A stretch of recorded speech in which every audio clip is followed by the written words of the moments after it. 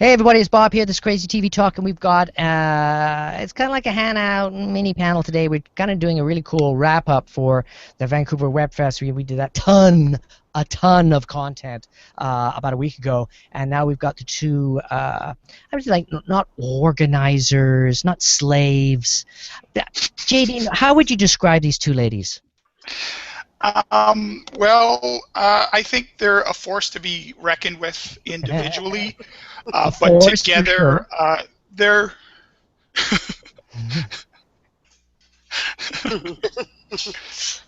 Careful now. Yeah, I was going to say, that better be a good laugh. Those better be good laughs. Pardon me. I would say each one of them brings something amazing to the game, brings something amazing to not just WebFest, but to Vancouver by bringing entertainment here and bringing a new event to see, especially this early in the spring.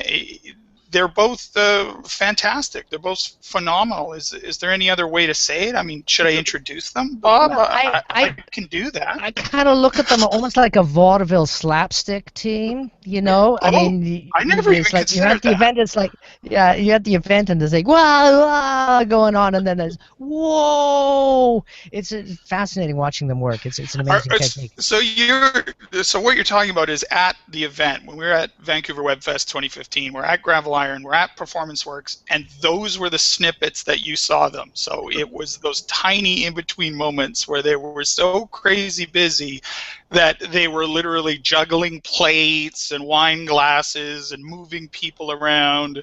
And it was, hi Bob, good to see you. Yeah. Is that what you're... Yeah, oh yeah. Well, that was like me later on in the evening too. It was like, so Exactly. Well, JD, who the I'm heck so we happy got to on be this show, here. anyways? I'm so happy to talk about it. Let's introduce.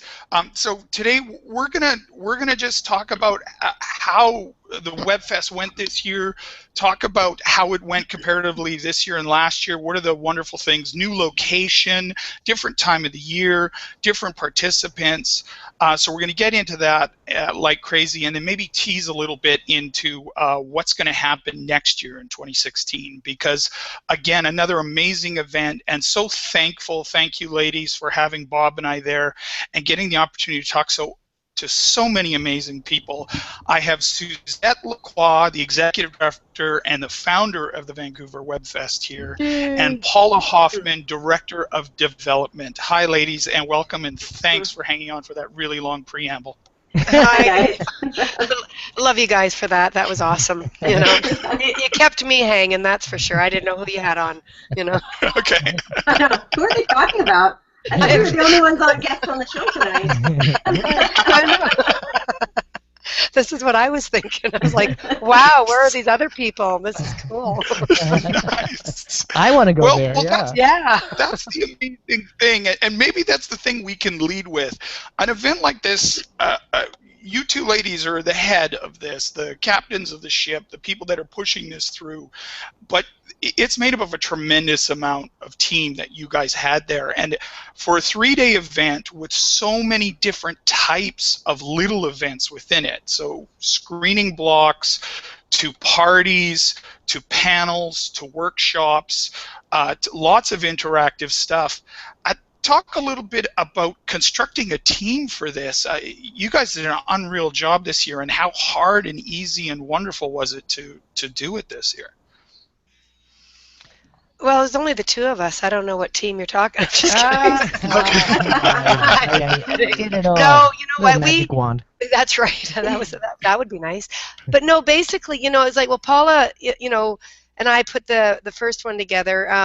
She'd come on board in about October of 2013. So we started working really well together right from the start. So we had our ideas, we had our thoughts. And then we brought Ryan Catherwood on too, just before our festival, a couple months before our festival in 2014. And you know when you just know you work well with somebody. And so the team we wrangled together this year, you know, everybody just worked super well, and you know we just sort of gave everybody their little bits that they had to do. And I mean, Paul and I basically take obviously the bigger chunk of it, and Paula looked after all the panels and and that sort of thing, wrangling them and getting everybody together and organized.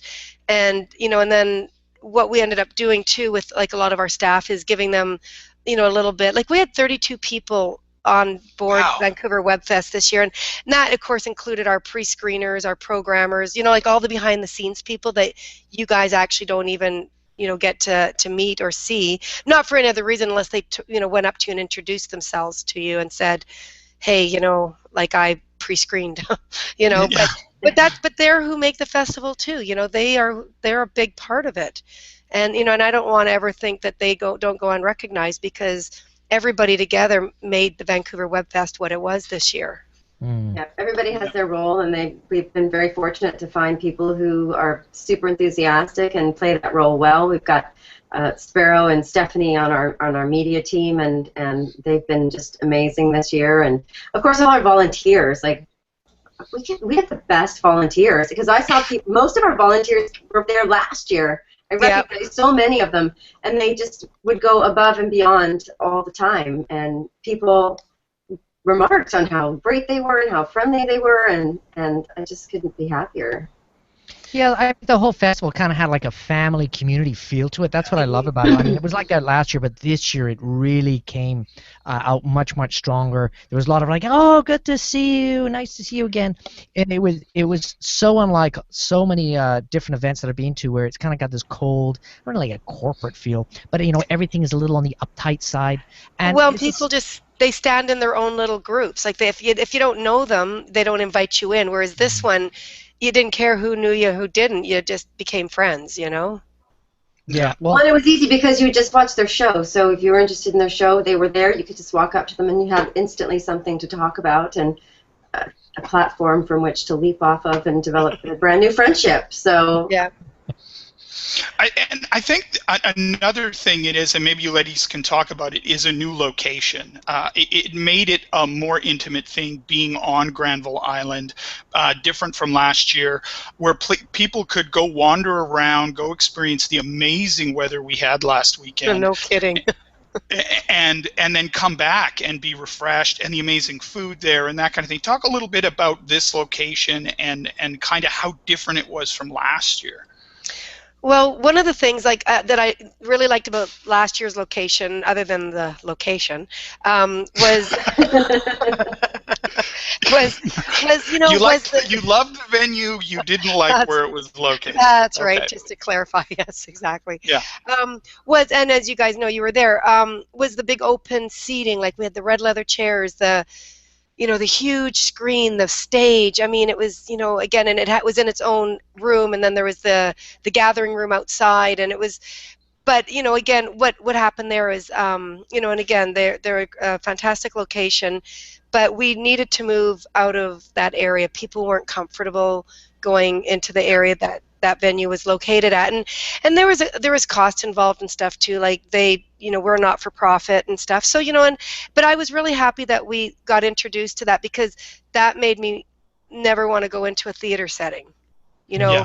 And that's why I went into Performance Works on Granville Island, because it was something we could set up for Vancouver Web Fest, and I think now we've sort of have a trademark of the red leather chairs, the big screen, the big stage, and a very intimate setting, yet it's large enough to accommodate hundreds of people if we want.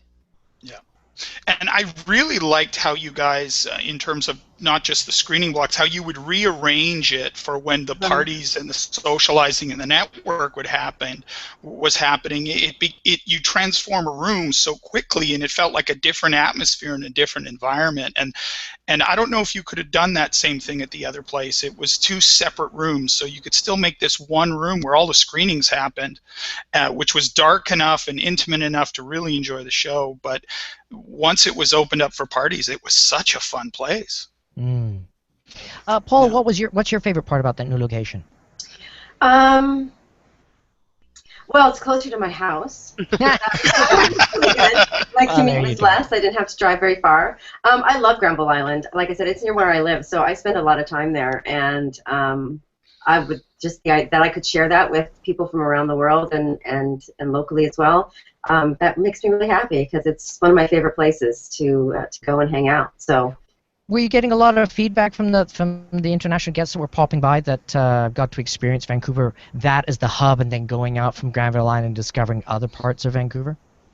Well, yeah, because a lot of them got to take the aqua bus, which is, that's like going on a ride, so that's super fun. And yeah, it was just a lot easier to sort of jump off, and even if you didn't leave the island, you felt like you saw a really neat part of Vancouver. You didn't have to really go very far to feel like you experienced the best of what Vancouver has to offer. So in that way, it was real advantageous. And it also allowed people to feel that without wandering too far, to feel like they couldn't come back. So, one thing in Vancouver, when it's sunny, people are outside. Like, you're not going to get them inside to save your life. But we did, and people, they came and they went because you could come, you watch a screening, and then you go hang out outside with the wolves for a couple of minutes, and then you go get beer, popcorn, and hit another screening. And so it was super easy for people to just really do what they wanted to do and enjoy all of it without feeling any kind of pressure one way or another. But as beautiful as it was with the weather, I was amazed at how full the screenings were. Yeah, like, everything was full.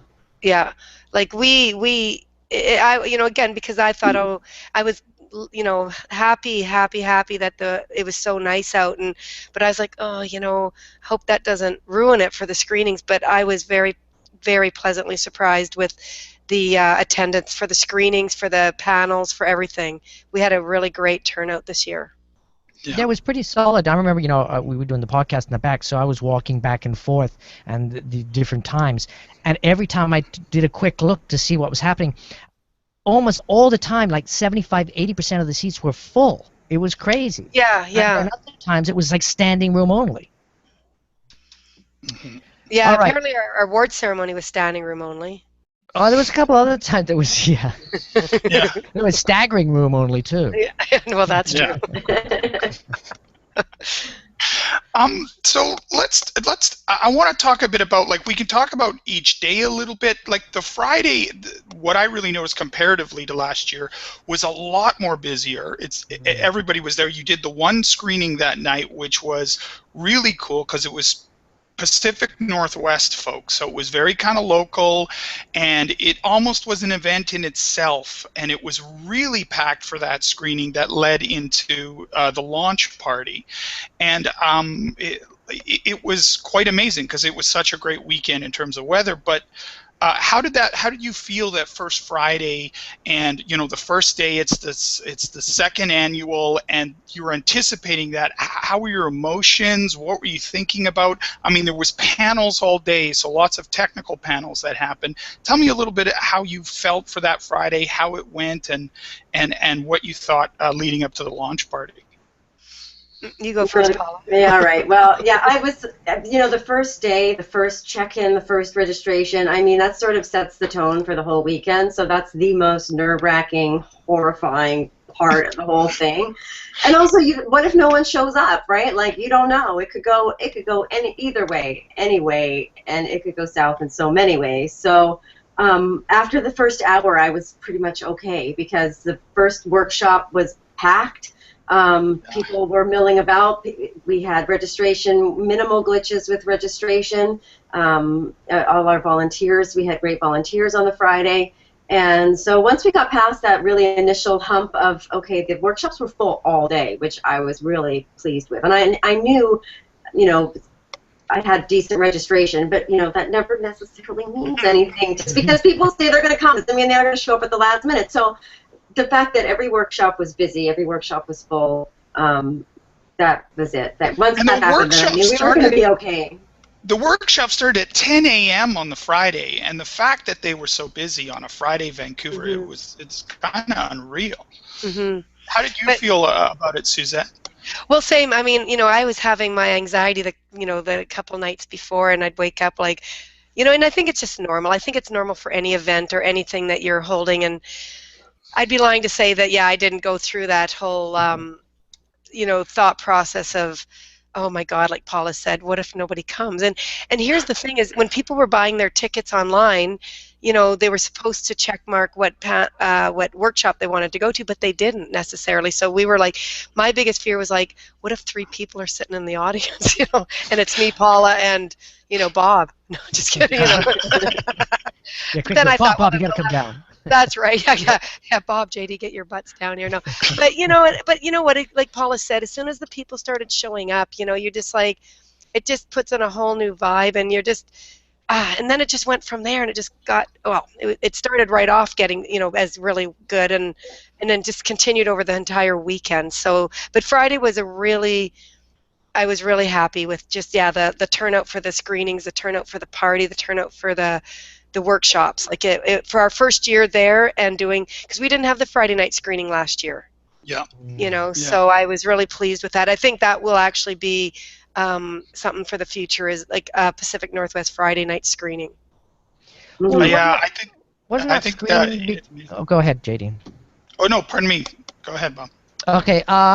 The reason you guys put that Friday one in is because you noticed this year that you had a lot longer web series. Like, a lot of people were putting in the maximum amount of minutes. Yeah. And you kind of snuck that in as, we're running out of time. Yeah. We're running out of, we had no place. Yeah, we literally ran out of time on the weekend for our screening time. So we thought, well, you know, we had to show it, and we thought that would be our best bet, and it turned out to be a really good decision. Nice. Yeah, it's nice that you got to focus on Pacific Northwest too, because, you know, that's kind of this territory, and so much is going on for web series around this area that it was great to feature. Mm-hmm. Well, and that was another reason why we wanted to do it too, because we had quite a few Pacific Northwest shows, and we wanted to celebrate them because they were our inspiration for a lot of this. Meeting them all at other festivals and not at home. So now we get them at home. And we did have, and throughout the weekend, we still were able to show Vancouver web series throughout the weekend, which is, you know, always important too, just to get the locals in through every block. So we have some people there. Nice. And comparatively to last year, in terms of your Friday, your first kickoff day, how did you feel it was? Like, do you think it was twice as big, 3 times as big? What did you think it was in terms of that first day turnout? I'd say at least 3 times. Like, it just started at 10 a.m. and just went from there, and it was huge. Like, I mean, Friday last year was good. Like, we had a really reasonable turnout, but we didn't have quite as much build up during the day, and we didn't have a big, well, the screening, I think, too, it gets people, it sort of kicks things off, whereas we didn't really do the screening last year. It was just the party, so I like the combination of the screening and the party. I think that really brings people in and gets them excited and gets them into the festival and web series screening mode. Yeah, and it gives like us with Bob and I, it gave us, like, that first day we did a good amount of interviews, and it really gets people talking because you've already shown what's going on at that festival. You still have 2 days to go. It really gave a good conversational kickoff, like you said, where you could approach people you would normally approach because you all just watched the same thing and you all laughed at the same moment, or you know, were thrilled at the same scary event. So it really made the party like you had all been there already for 90 minutes, and you know each other now because you hung out. Yeah, it's really great.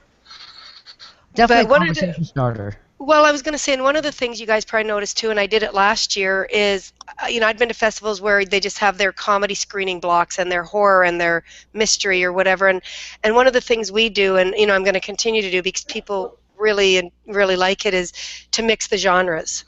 Because and then you do have stuff to talk about afterwards, because you'll see things that you might not have ever gone to that particular screening block because you're not interested in horrors, you know what I mean? And you actually got to see one, and now it's like it opens up a whole new conversation. That came up several times in a lot of the interviews that I did, where they really loved that they got to meet people they wouldn't normally meet. Where if they were at one web series creator was like, I met somebody who did a horror one, and I'm comedy, and normally I wouldn't meet these people because I'd be on a different day than them, or we'd be watching at 10 o'clock in the morning, because, you know, all the horrors are at midnight or at 10 o'clock. o'clock, and all the comedy is first thing in the morning. Like this way, it was so evenly keeled in terms of not just exposure, but they got to meet each other more, and that was really cool for them as well. And then we also tried to, well, and what I did on purpose as well, like I was saying that we have a Vancouver web series in every block. I mean, I'm pretty sure we did, but is to have a different city or country in every block as well. You know, so that way it mixes it up as well. So you've got different genres and you've got the different countries, and we had a lot of countries show up again, or well, not as many countries last year, but we had a lot of cities show up from throughout the United States, and of course we had Europe, and then we had you know, Mexico, and then Toronto show up as well. So. Well, at one point during the awards, somebody asked, you know, how many people are from out of town. Oh, I did when I was up there. Yeah, and it was like half the people raised their hands. It was awesome. Like it was a huge chunk of people that raised their hands being out of town. I'm curious.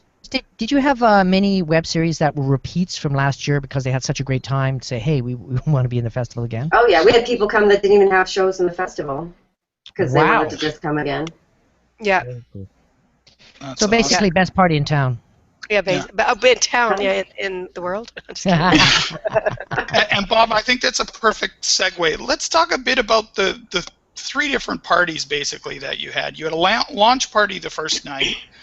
Frostbite Pictures put on a party the second night, and then of course you guys do a full red carpet gala awards ceremony, and then a party after.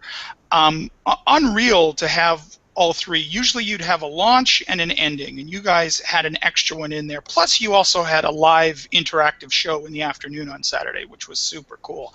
But tell us a little about organizing those parties, how you feel they went, and you know, maybe what you learned from it or what you loved about it. Well, I was really happy with the Friday night party. Like we had talked about that already. It was a real good kickoff, doing the screening and doing the local bit, celebrating our local support here. But Saturday night, like, and I had invited, you know, Jason Fisher, because we were, to be honest with you, because Women in Film was going on the same weekend as well, and I just didn't know who was able to make what. And I mean, for the most part, we're two different festivals completely, because they're film and shorts, and we are web series or web content. So there wasn't, you know, thankfully there wasn't too much overlap, and those who could make both did. But I just thought, you know what, I didn't really. I thought, well, you know what, we'll just take Saturday, we'll, you know, do our screening, we'll do our panels, we'll do our, you know, and then we'll just close it off for the evening. People who are in town can go off and check out Vancouver. And then I was talking with Jason Fisher, who's one of our sponsors with Frostbite, and I said, hey, how would you like to, you know, do a Frostbite party? You know, you can have the theater from 9 o'clock on, and he was like, I'd love to. And, you know, and he's from the industry, and they've got a lot of people, and, you know, and again, and it worked out beautifully, because again, what he did was he introduced a whole bunch of people to our festival as well, you know, that may not have been aware of it. From the TV world that wouldn't, are necessarily in the same. So it was like, again, it was a chance for people who would normally not talk to each other or mix in a social situation to meet each other. And so often, like, Vancouver's a really small town, so everybody's at the same event. So it's really refreshing to go to a party where there's people that you don't know. It's so exciting. That you haven't met, you haven't met before. And also, I think Frostbite sort of lent that sort of, you know, studio party kind of glam to things. You know, lots of there's lots of actresses and actors there, and, you know, people from television. So it was, you know, it had a certain air of excitement about it, and I also like to think of the whole thing for out-of-town guests, especially sort of like a wedding. You know, you have the Friday night party for the you know, the family, and then the Saturday night for the out-of-towners, and the big event. So you kind of want to have a little something every night for somebody, for the people who don't necessarily want to have to go looking for something else to do. Oh yeah, I mean, because that can be such a crapshoot. I mean, he spent all night trying to find a place, and it's like, oh, it's 2 in the morning, let's go home. And you're already there. You walk out of the screening, it's like kaboom! Like there's 400 people in this room, just let's party. Yeah.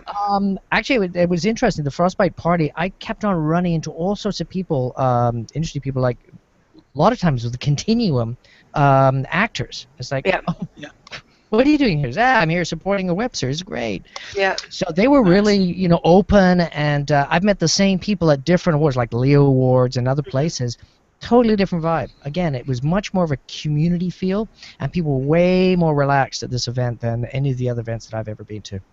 Yeah, and that's just it. When they come in like that, and I think it's too because it's how our attitude is. It's like this is about real people. We don't need to up it and snob it up. I mean, the reason I do the formal award ceremony is because I believe that the gala, I believe that the web series deserves to be recognized for they work bloody hard, and by saying let's make this a gala, let's make this a formal gala, this is going to represent you guys, and let's be proud. And you know what, people love that. And it's the excitement factor. Like, people had gowns custom made for the evening. Like, they get so excited, and I think that's awesome. Well, there were some Vikings as well. Let's not get carried away with the gowns, but there were some really nice pirate outfits. That's what it was. Oh, yeah. Oh, my God. No, but that was Friday Friday night. Oh, no, that's No, there were pirates there. There were pirates there Sunday, too. No. Was there? No, that was Friday. No, because those guys I wasn't even drinking. Our fools, they were in full-on tuxes Sunday night. Oh, yes, they were. They tuxed out. The white, even with the scarf. That's right. Yeah. No, they were hot. They looked amazing. Yeah, they were serious business. Yeah. The other great thing, I talked to several people who are like, I don't normally dress up. I've been to lots of web festivals, and they specifically said, I brought clothes, coming from Seattle, coming from New York, coming from LA. I've been accused of underdressing in the past, so I'm going to make sure I make an event of it. And they were super excited about it. It was a thrill because it's not a normal thing that you get with something like web series and a web series festival. It made them feel like the effort is worth it and that they earned it, and they absolutely did, like you said. The other thing you guys did is talk a little bit about the awards you guys gave out. These are gorgeous. These are great. The impetus was different than last year. I think that, I'm not sure what you handed out last year, but talk a bit about that. Well, last year we had, they were nice. We had ordered them. We liked them. They were like a triangle, prism type thing, and they had the kind of the blue in it, the blue hue, which was kind of neat. But I don't know. It just I love them a lot, but it just wasn't. I don't know. I just had a vision, and then this year, what I really loved about these ones is they were custom made, and what we did, we had them custom made because I love the idea of the peaks looking like our mountain peaks, Nice. and that's what that whole idea, and they're actually solid crystal this year, and to me, again, nothing wrong with acrylic. Nothing wrong with acrylic trophies, and they're beautiful, and there's a lot of really nice ones out there. It's going to shut off in about a second here. Oh, you guys can even know who it is. Okay. Anyway, sorry about that, guys. Okay, so, but the nice thing about these ones is they're custom made. Unless someone finds them and copies them, we only found them through Vancouver Web Fest. And again, I think the idea of presenting it to these web series creators, how about this? Since we've given them out, we've already had multiple orders for more trophies. Wow. To give to their team. I just took 4 of them down to Seattle Web Fest. Yeah, I saw a picture for that for Still, I think it was. That's exactly right. Yeah, I met them down there. And boy, did they look damn happy, and they look amazing because they're treated with the respect that all these people. And that's the thing about web series, not just for the hard work they did, but most of this stuff is out of pocket. These aren't big budget shows. These aren't. Yeah. They just look big budget. They just feel big budget. The acting's big budget, but it is no big budget, and they do amazing things. And watching it on the big screen, and the free popcorn, and the cotton candy that you guys had on the Sunday. Oh, Jack FM came down. That's right. Yeah. And the wild animals. I couldn't believe on how many interviews, because we were upstairs in the wonderful windowed place up there, where you just saw a crowd of people all hanging out where the wolves were, and where the falcons were, and the turtle. It was amazing. amazing. It's so much fun on that Sunday. Yeah, what type of feedback did you guys get from the wolves? Because that seemed to be a real highlight for a lot of people. Oh man, hey, Paula, like, loved them. Like, well, everybody's asking if they're coming back next year. I mean, they came up from California, and I remember when we had Joanne, the Falcon lady, at last year's festival. I think you guys knew she hung around mostly at the Step and Repeat there, and so when I talked to her last year, you know, we had talked about having an animal panel this year, and I do most of our social media, so I'm on Twitter quite a bit with everybody, and that's when I got introduced. Joanne had introduced me to Kimmy, you know, and said, hey, you know, what about bringing her up for the animal panel? And, you know, so that's where that seed was planted, you know, about 5 or so months ago. And I said, you know, if you guys are wanting to come up from California, that would be phenomenal. And, you know, and then, of course, I know Gary Oliver from, you know, what was Cinema Zoo, but Urban Safari Rescue. I've known him for years. And I just thought, you know, what better, not only will we have a panel, but to actually have the animals there, it being interactive, because, you know, panels are great, but when there's visuals and then actual animals, like, that was huge to have those animals there all weekend. People loved it. That was a huge draw. Yeah. Well, you also got lots and lots social of media wise. Sorry, Bob. Yeah, you got incredible social media exposure from those wolves. I mean, I'm still getting people saying, "Oh my God, I love that shot!" like a week later. So people are still discovering. So I think the wolves and the animals have a massive, massive draw. I guess people just like animals. And again, it's another conversation. It's another conversation starter too. Exactly. I think we should have wild kittens next year. Well, you know, that we could do an adoption fair. Well, people are asking how we're going to top it, and I'm like, shit, I have no idea. You know, but either that or I'm just pretending I don't know, because, you know, I'm not sharing anything yet, right? So. Right, because you're just an evil genius, and you've already planned this from years ago, right? I did. That's right. I had this planned, you know, before web series even existed. You know? Yeah, exactly. Which is perfect segue. So let's talk a little bit about next year. And one thing is the dates. The dates are going to be a bit different than this year. Well, maybe I'm going to ask that question first. I'll just precede it. How was it different from first year? You had it in May and you moved it to March, which really moved up the whole schedule and everything. But what do you think about March? Did it really work for you compared to last year? And looking forward to next year, where it's going to be a little later in March, and give us the dates for that. Go ahead, Paula. What are the dates? Sorry. Oh, March. Okay, no. Well, no, I just didn't want. Okay, so basically, well, two things. One, the reason we went from May to March, to be honest with you, is when we were searching for a new venue. We went searching right after the festival. Didn't even think that things book up a year in advance or 2 years in advance in Vancouver. So I'd been at Performance Works for another. I think it was the Women in Film Gala, and I thought, you know, it was a perfect location. So Paula and I went and looked at it, and of course they only had March or August, and I was like, yeah, and I was like, okay, I didn't want to weigh in August because that would have been a year and a half later or whatever. So we were like, okay, so Paula's on her phone checking, and nothing else in Vancouver's going on, so we book it, give them the deposit and everything.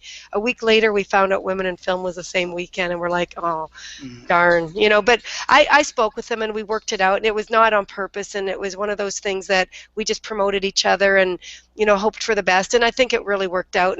But because once you book with Performance Works, they give you first dibs on the next year's. So what I did for next year, and I really liked March, because what we did is we sort of, not just in Vancouver but in the WebFest world, we are the first festival of the year.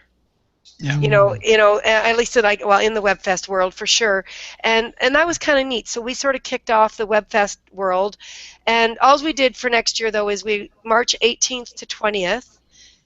We did it 2 weeks after Women in Film, because they're always around Women's Day, so, you know, that wasn't a problem. So we are still in March, and we're just going to be 2 weeks later. So the 18th to the 20th, we've already booked it. We've already started advertising the dates, and just so people can put it in their calendars, and we're not stepping on anyone's toes. When can people start buying tickets, by the way? Yesterday. No, I'm just joking. We sold out. Sorry. Yeah, sorry. Yeah, we're good now. We'll talk 2017. Yeah. Well, basically, August 1st is when we are going to start opening for submissions. Yeah. Yeah. So, I mean, to be honest, we didn't even put our tickets up for sale till about a month or two before. But I would imagine, we'll put them up. Usually we have, when we announce our official selections, we try to get the tickets up, fairly soon after that, so people can make their travel arrangements and their plans and things like that. Yeah. Could use a box office manager to help with that this year, if anybody else had any interest in that. Yes. Definitely a box office help. That would somebody who knows what they're doing. Yep. Yeah. That's all we're going to say about that. So other things that you can maybe, guys, any ideas in terms of teasing us about what might be up next year? You're still going to be a 3-day festival. You're probably going to have a Pacific Northwest screening to kick it off. Do the gala as always. You're starting to have these signature events. The signature red chairs are starting to become something that's great. And tell us a little, if you can tease anything about things you may do differently, or things that you've learned, or something that you can tease without giving too much away. Well, we've got College Humor's asked if they could come back. Oh, nice. Oh, that's awesome. Are they going to do the same thing with the workshop? They may. That might be something that might be ongoing, just because it would probably never get old. There's going to always be someone that's interested, and we are talking about doing comedy related, like panel type thing, just to get people interested in or understanding like what it takes to, because there's a lot of comedies out there, but they're not necessarily funny, so that will help. But it is our biggest submissions is comedy. Oh, really? So, we get more comedy than anything else. A lot of bad comedy, or just? Well, it's surprisingly a lot more. Given comedy is hard, a lot more good comedy than I expected. Honestly. Well, I got to see some of the comedy coming out of, I think it was Mexico, and with the subtitles, and just the way that they paused, it was brilliant, and I was cracking up. I only got to watch the screen for like half a minute, and I was smiling by the day. Yeah, no, they were really good. They were very good, yeah.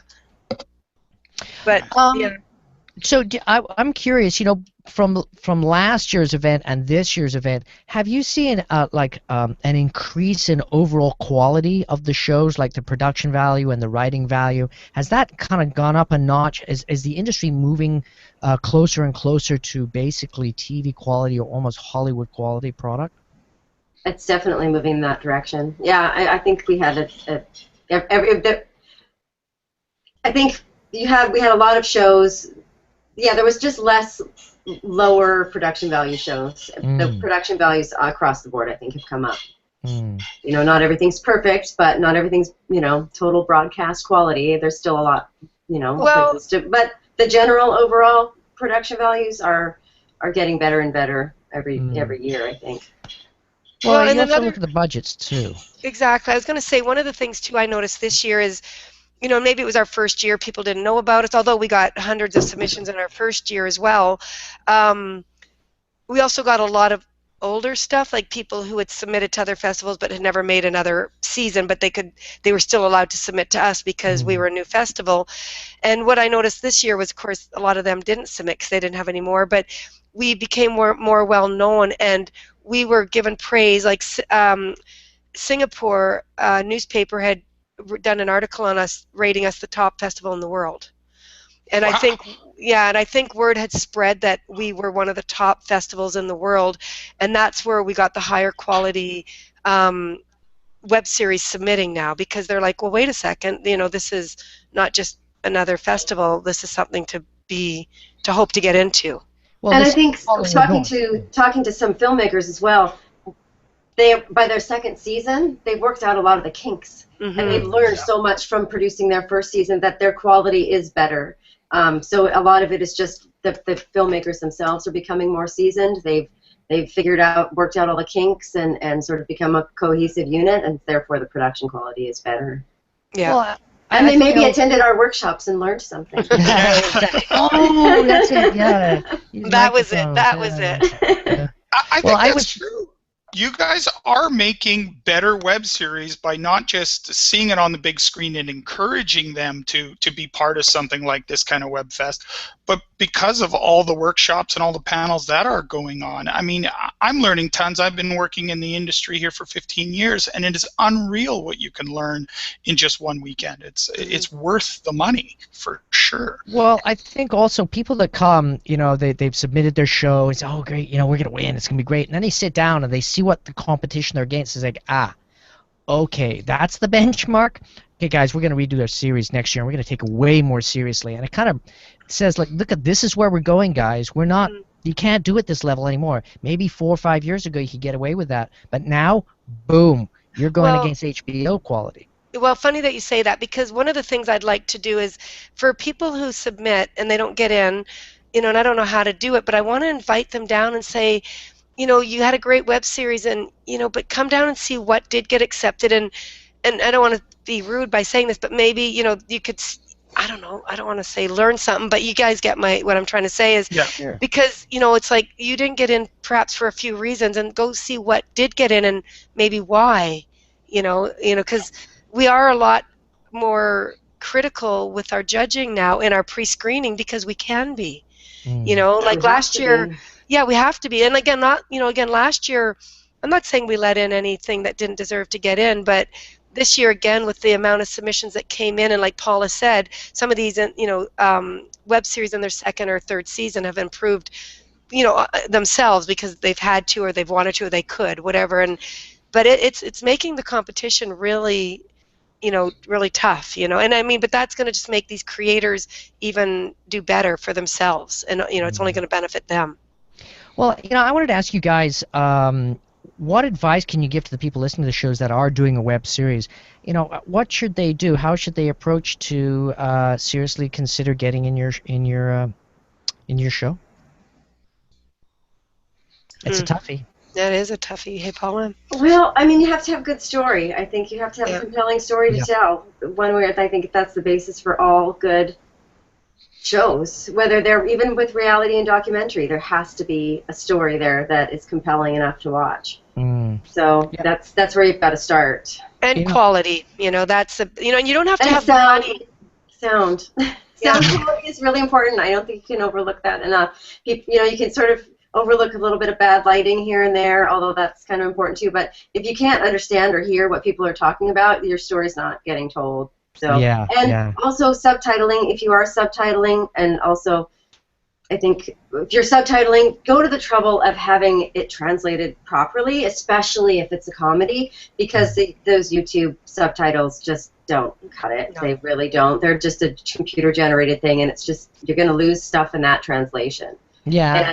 And consider subtitles as opposed to trying to do English with heavy accents, or to dub too. I think don't be afraid of subtitles, but do them well. Yeah, I think, you know, that's a very, very good point. You know, if you're using, you know, you're in a country that doesn't speak English and your actors don't speak English, don't expect them to be the best actors if you're forcing them to speak in a language that they don't understand. You're not going to get their highest performance stuff. And a lot of time it's the nuances and the pausing and the sophistication of the interaction of the actors that makes it a great piece. And there's nothing wrong with subtitles. Yeah. No.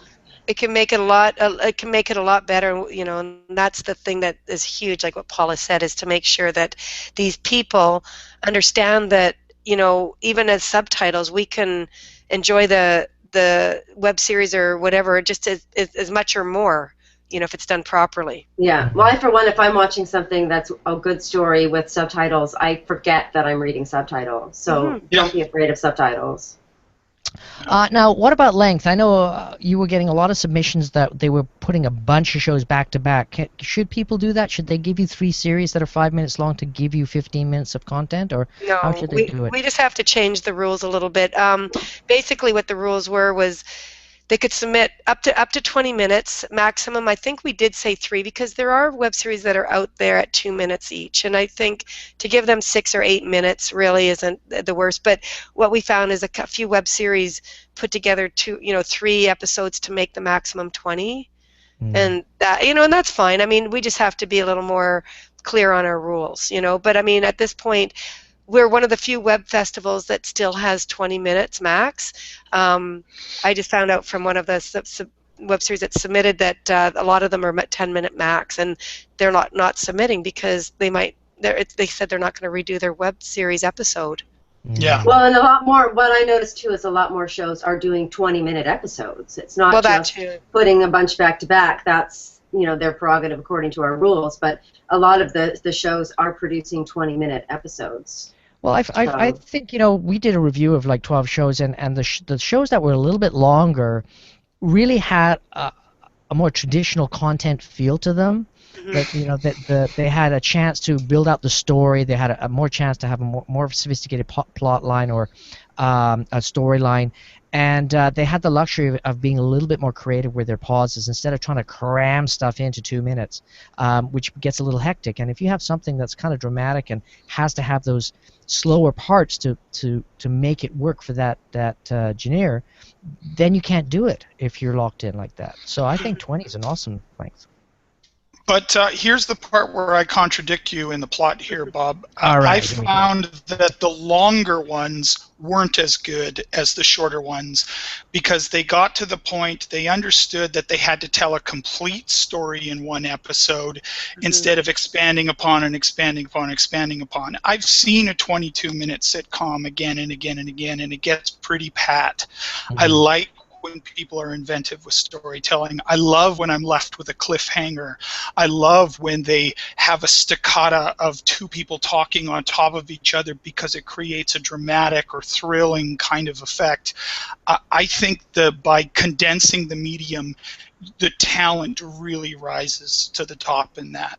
And out of the ones that we watched, the longest one was the one I was so bored of by the time it ended. I was so disinterested in it. And I think it's because they took too much time to tell the story. Well, I think also that a lot of times it's, we got 20 minutes, we got lots of time. It's not saying, well, here's an opportunity to do more and make this amazing. And if you're used to doing shorter web series, it's hard to expand. I mean, it kind of becomes a headset. So my question to everybody actually is, what do you think is the ultimate length for a web series? And I know it's a difficult question, but basing it on the classic listening audience. This is the emerging audience that are like 13 to maybe 22 that are used to very, very short pieces and enjoy it and really have very, very short attention spans. Do you think web series should stay around 10 minutes or less? Yeah, I don't know that there's any right answer to that, but I do agree with JD in a certain extent.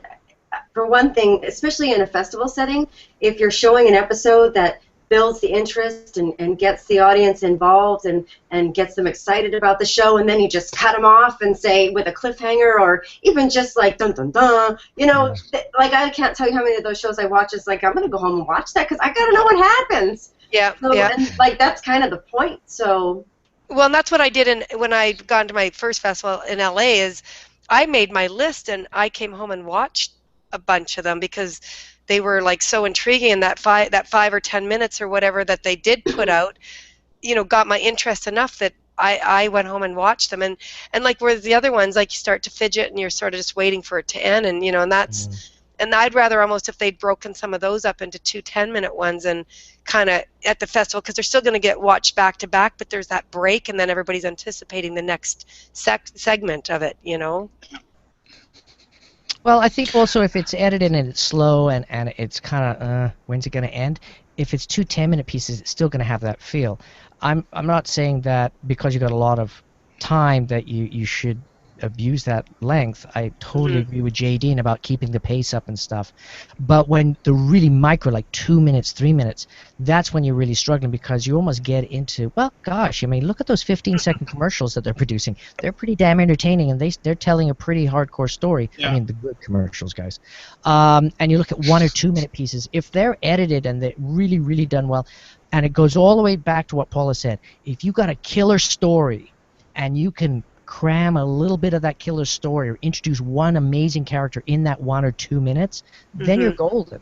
But if you're just going to mess around with a bunch of, establishing shots and nothing really happens, you never get to really be introduced to a character that you can relate to, why would you go to the next episode? I think we're at this point where what's happening is web series are becoming their own category and own element now, where what is still happening maybe this year and maybe in the next year or something, there are people who are shooting 12 and 15-minute short films, and then they're cutting them into web series. So there's still a portion, let's say 30% or 40% is like that, and that's exactly what they feel like when you look at them. And then there are people who are specifically designing web series, and they are these tight packages that tell one complete story. So it doesn't matter if I'm watching episode 5 or episode 12, I'm going to be compelled to go back and watch. I know the story, that it's its own unit, and it is compelling, and I'll follow it. So I think there's a transformation that's happening. I noticed a difference from last year's festival to this year, that I think there are more people that are developing it strictly as web series. And so to say there's an ideal length, I think it's probably in that 7-minute mark. It's probably right in the middle there. And I think that's where you can do it, and especially if you're adding credits to it. Or there was some amazing songs. I couldn't believe how many shows we're developing. Literally, it's a 5-minute show with 2 minutes of credits and song, and then they have an original song, and they have like this unique credit sequence and the whole build-up and the what happened last week. Like they're treating it like a tiny little television show, and I think it's amazing, and we're going to see more and more of that, and I think it's a very good direction to go that way. So before we wrap up the show, Jadine, do we have a last question for these two totally busy ladies who are a little burnt out? So, say it isn't so. What's your overall feeling about the whole thing? You guys are you've created an international event, something to come to Vancouver for, a destination kind of thing. What's your feeling about how you want to grow it and where you want to go with it? And it doesn't have to be a reality. It's more just where you think it could go or should go. Oh, well, I mean, my goal always right from the beginning when I first, thought of it was I wanted it to be one of the top web festivals in the world. Like my goal, it was to bring in pretty much what we've done and just grow it. But, in baby steps. Like it's not like I'll go into the, what's the Ford Center called now? We don't,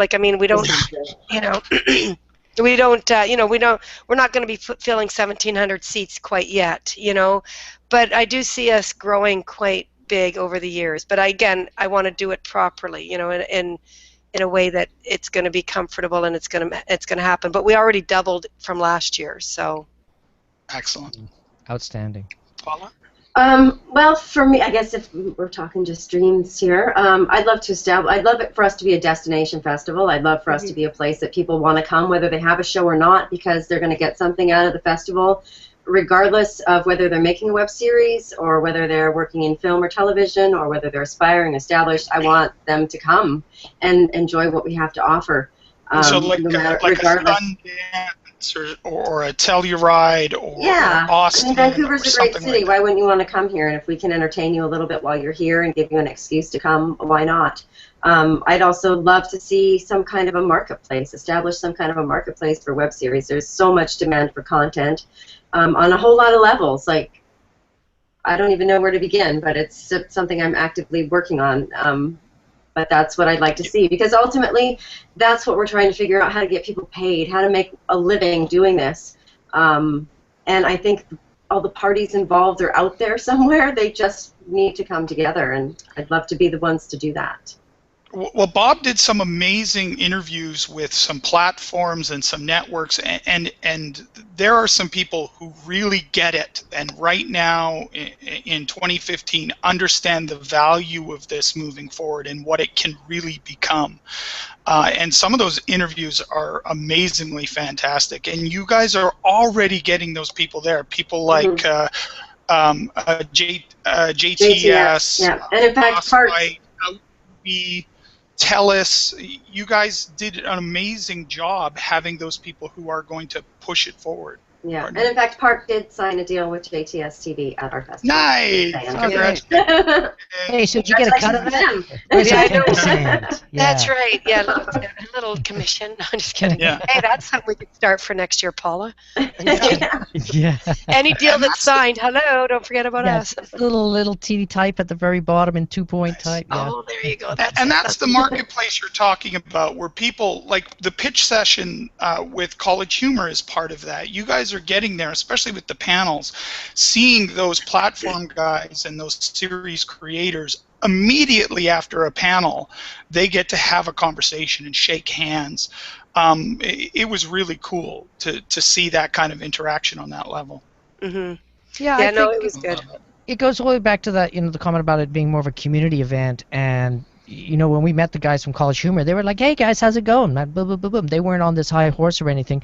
These are incredible. When we were interviewing them, I was really like, "Holy crap, these guys are doing some serious stuff." I mean, they're pumping out a lot of stuff. They're part of a very, very large corporation now. They've got to do stuff like if you're working in a law firm. They just can't go out and say, "Yeah, I get $5, I'll get petty cash." You got to get a PO and all sorts of stuff. So it's the business of web series, when you get to that level, is just like any other business. And I think that's a big paradigm shift that a lot of people have to understand is this isn't the little leagues anymore. This is big league stuff. Yeah, and that's what we're hoping for, is just attracting that kind of those kind of people to our festival. I mean, we're in talks with Sundance TV and things like that for next year, and it's going to go like that's exactly who we're attracting to our festivals. But again, it's all about making it so that the indie are introduced to these people. All right, so with that, we're going to wrap it up. Thank you very much, ladies, for coming on the show. Before we go, we know there's a hashtag. There is a website. When is your website going to be updated, and when should people start checking you guys out again? Well, the website's updated as far as the winners and everything, and it'll continue to be updated throughout the year, of course. But yeah, I mean, as far as Facebook, we're updating constantly, especially with all the photos taken over the weekend. I would go to Facebook, and then the website will be updated. But hashtag WTF. No, that's a different show. That's a different show. Hashtag VWF 2015. Okay, yeah, you can tell them. Where's that? That was funny. Not that I don't love Mark Maron. Yeah. I would like to have shout him out to on our Mark. festival, Mark, if you're listening. Okay, no, but that's a different show. Too many W's. Vancouver Web Fest. Yeah, VWF, not the other one, 2015. But then that's the best way to follow us, and then of course Facebook. I mean, it's always constantly updating. And are you planning on having a whiskey tasting next year? Yeah, no, yeah, they want. Actually, we're talking to Jameson too. Yeah. So yeah, maybe we will. Actually, that is on my agenda. Whiskey tastings. Yeah, that's right. Well, the Victoria Whiskey Festival might like us because we stole their VWF 2015. But they're not our same weekend, so you can enjoy both. So go to enjoy the Victoria Whiskey Festival. Awesome. Also, when will you be launching the VWF 2016 hashtag? In about 6 months or something? I'm just so people doing research and want to find out. No pressure or anything. Well, I haven't even had a day off yet. Well, but funny, I've already in tweets, people are saying, well, when are submissions open?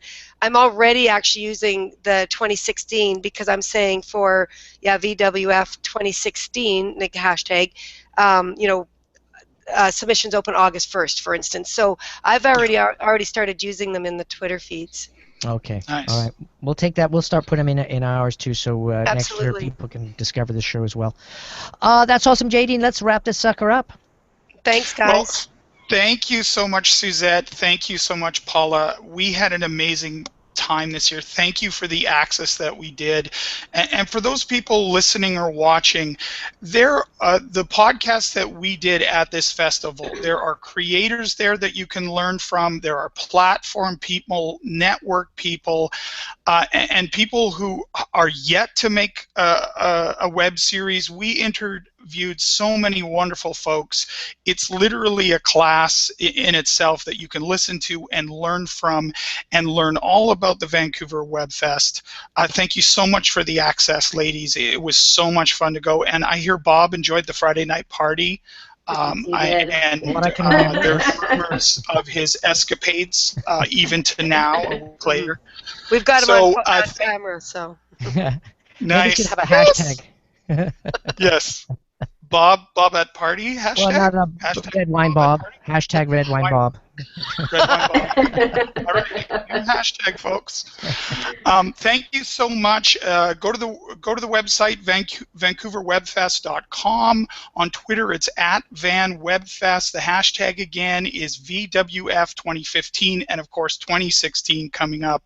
Thank you so much for watching, folks, and for listening. Now go make a great day.